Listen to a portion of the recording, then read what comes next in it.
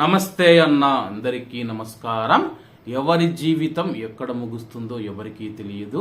బ్రతికినంత కాలం ఆనందంగా సంతోషంగా గడపాల్సి ఉంటుంది.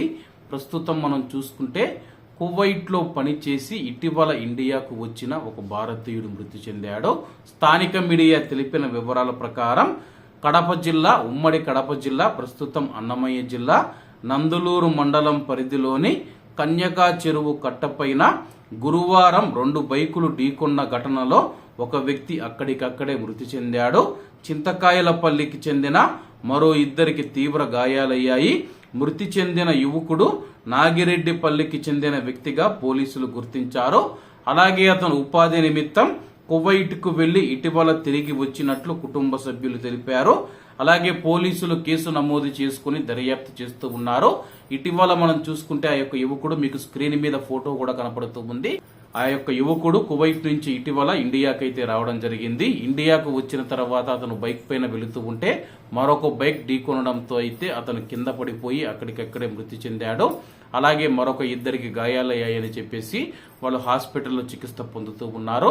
రోడ్డు ప్రయాణాలు చేసేటప్పుడు చాలా జాగ్రత్తగా ఉండనన్నా, మనం సక్రమమైన మార్గంలో వెళుతూ ఉన్నా సరే అవతలి వాళ్ళ వల్ల మనకు ప్రమాదం పొంచి ఉంటుంది. కాబట్టి అందరూ తగినన్ని జాగ్రత్తలు తీసుకుని రోడ్డు ప్రయాణాలు చేయండి. అలాగే బ్రతుకు తెరువు నిమిత్తం కువైట్కు వచ్చి ఇక్కడ పనిచేసి సంతోషంగా కుటుంబ సభ్యులతో గడిపేందుకు, పండగను ఘనంగా జరుపుకునేందుకు ఇండియాకైతే రావడం జరిగింది. ఇంతలోనే ఈ యొక్క ఘటన జరగడంతో ఆ యొక్క కుటుంబంలో విషాదం నెలకొంది. ప్రస్తుతం ఆ యొక్క కుటుంబ సభ్యులు కన్నీరు మున్నీరవుతూ ఉన్నారు. అలాగే అతని యొక్క పవిత్ర ఆత్మకు శాంతి కలగాలని కోరుకుంటూ ఆ యొక్క కుటుంబానికి దేవుడు ధైర్యం ఇవ్వాలని చెప్పేసి మనం అందరం కోరుకుందామన్నా. ఎందుకంటే ప్రస్తుతం యువకుడు చనిపోవడం చాలా బాధాకరం.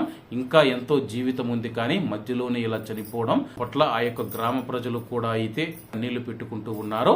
కాబట్టి రోడ్డు ప్రయాణాలు చేసేటప్పుడు అందరూ జాగ్రత్తగా ఉండాలని కోరుకుంటూ, అందరూ బాగుండాలి, అందులో మనం ఉండాలి. అందరికీ నమస్తే అన్న. జై హింద్.